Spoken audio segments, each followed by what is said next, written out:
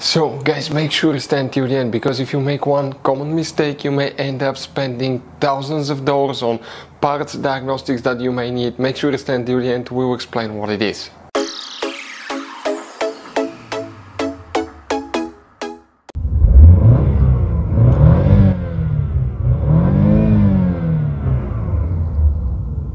Hey guys, welcome back to Electrical Car Repair Life. Thank you guys for watching and subscribing to the channel. Today will be super helpful video to any of you having a Dodge Challenger D generation here from year 2014 to year 2024. If you have a problem where you have tire pressure monitor light, tire pressure monitor sensor is not working, stay with us, we'll explain what you need to check. It could be simple fix, we'll explain what we see here at the garage, common mistakes people make, and if you need to buy replacement parts to use at a good price, we're going to share the information the video below for your convenience. Check it out. So let's start on it now. So before we start guys, let us tell you a little bit about us. Every single car we get here at the garage, we try to make at least 200 to 300 free repair videos. We take them completely apart, we show you how to fix transmissions, engines, bodywork, electrical components, fuses, relays. Why we do all that guys? Because our mission at the shop is to save you as much money as we can. All we need in return, please subscribe to the channel, like the video, that way we can keep making these free videos. We have guys more than 15,000 free repair videos on our YouTube channels that can practically guys save you thousands of dollars in future repairs. And if you need to buy parts, tools at a good price, quick shipping, we'll put the links in the description of the video below for your convenience. So if the tire pressure monitor light is on, sensor doesn't work, multiple things can cause that, but the first thing you want to check is the fuse for the RF hub and the tire pressure monitor module. Where it's located, we need to go ahead guys and open the trunk. When we open the trunk, we need to go ahead and lift the carpet liner up. That's a spare tire, that's a car battery. Right behind it you have a fuse box.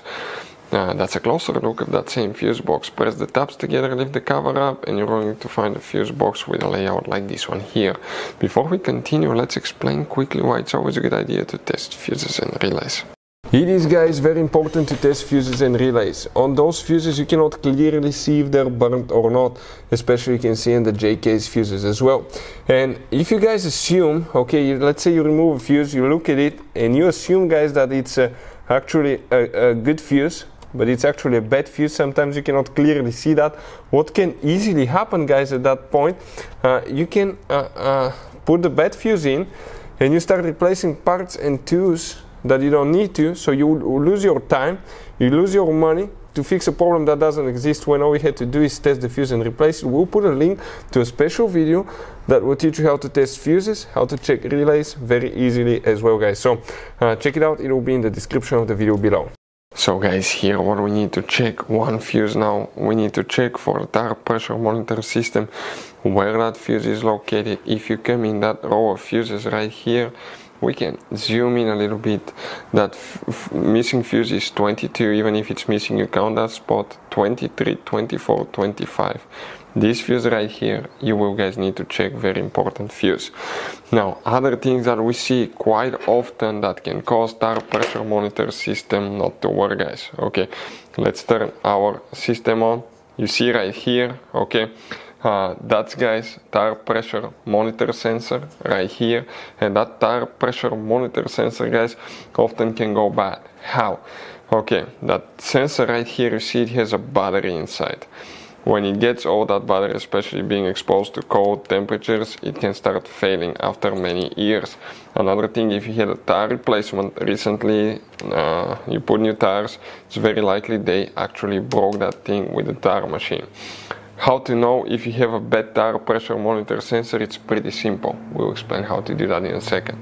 So now, guys, how we can tell on 4 tires which sensor is bad? It's super simple. You get the Maxi TPMS. That's amazing too. We select TPMS, and now we select Dodge Challenger. We select our ear and we select scan single sensor. You go to each tire, you come close to the sensor and you activate it. Okay. Let me find good angle, like that, so you can see. Once we activate it guys, check this thing out. That's the ID number, 16.2 psi pressure, 25 degrees Celsius temperature, voltage okay. If the voltage is low or it doesn't communicate with the sensor, it means you have a bad sensor, guys, that you will need to replace, and that will fix it. Other thing that can cause it, it could be a bad tire pressure monitor module, and you may need to replace that one. We've seen some that went bad as well. So another thing, guys, that we see quite often, okay, if it's not a sensor, if it's not a fuse, it could be bad tire pressure monitor module. Now, it's a little bitty device that reads all the sensors and sends the information to the car computer practically, guys. If you want to see how to replace it, where it's located, we'll have videos on our YouTube channel all about that. So guys, this Dodge Challenger has all kinds of different fuses and relays. Those could be really hard to find if you're in the middle of nowhere. We'll guys put a link in the description of the video below where you can get some spare ones, put in the glove box, because one time we needed a spare, we couldn't find one, and we were stuck in the middle of nowhere because of that, guys. Hopefully the video will be helpful. Thank you guys for watching, and see you next time.